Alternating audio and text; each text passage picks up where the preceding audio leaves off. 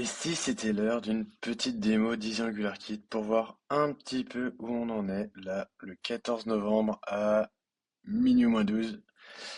Alors, une petite homepage, rien de foufou, qui nous amène du coup à quelque chose qui pourrait ressembler à ça. Hop, je vais baisser ça un petit peu. Donc, l'arrivée directement avec le cours textuel d'ouvert. L'accès à l'arborescence du projet à utiliser, le code actuel du fichier ouvert, la preview, hop, je me décale le petit terminal ici. Donc on peut évidemment lire tout le cours, etc. On peut copier des bouts de code si on veut, hop, voilà.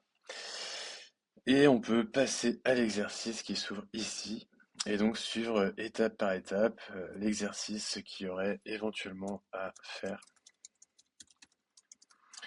Voilà. Donc après, bah, on code un peu ce qu'on veut, quoi, hein. C'est un IDE, hein. Oh, IDE. Non, on va peut-être pas avoir cette prétention-là. C'est un éditeur de code. Euh, Et donc, bah, l'idée, c'est, à partir de ça, je pense que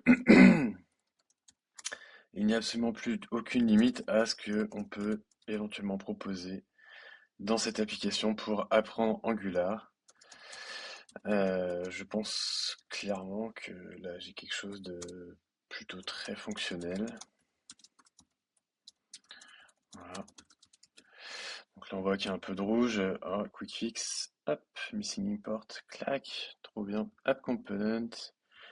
J'ai envie de rajouter ça. Voilà.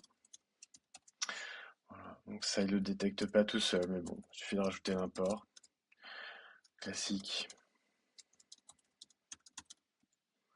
Voilà. Et comme sur le truc précédent, on peut faire un quick fix. Hop, il va aller le chercher là. Hello world. Voilà. Donc, bah, j'avoue que je suis plutôt satisfait de là où j'en suis maintenant. C'est plutôt une belle étape de franchie. Je suis capable de faire un premier cours, premier exercice. Donc maintenant, bah, il n'y a plus qu'à voir comment je peux peut-être me simplifier un peu la vie pour la production de plusieurs cours et plusieurs exercices en termes de centralisation de comportement, de composants. Et puis bah, maintenant, il y a plus qu'à produire du contenu quoi, pour faire plus d'exercices, plus de cours. Voilà. Au moins, en tout cas, pour une V1, je pense que ça pourrait être pas trop mal. Voilà, tout en sachant que si tu veux, tu peux avoir le cours à côté de l'exercice. Voilà, donc après, moi, j'ai un 14 pouces hein, en termes d'écran sur Mac. Ça te donne un peu l'idée de. Donc c'est un peu serré, mais bon, si tu as besoin de plus de place, tu peux tout fermer, tout rouvrir comme tu veux. Voilà. Donc c'est un layout assez flexible, on va dire, dans le sens où tu affiches un peu ce que tu veux. Ça, tu en auras un peu tout le temps besoin finalement, donc ça reste un peu tout le temps vert. Mais au niveau des cours et des exercices, tu es foncièrement libre d'afficher les deux ou un seul ou rien du tout. Voilà, j'espère que ça te plaît. Moi, ça me plaît bien. Si tu as des remarques, des suggestions, une impatience certaine, n'hésite pas à me le dire en commentaire, ça me fera plaisir.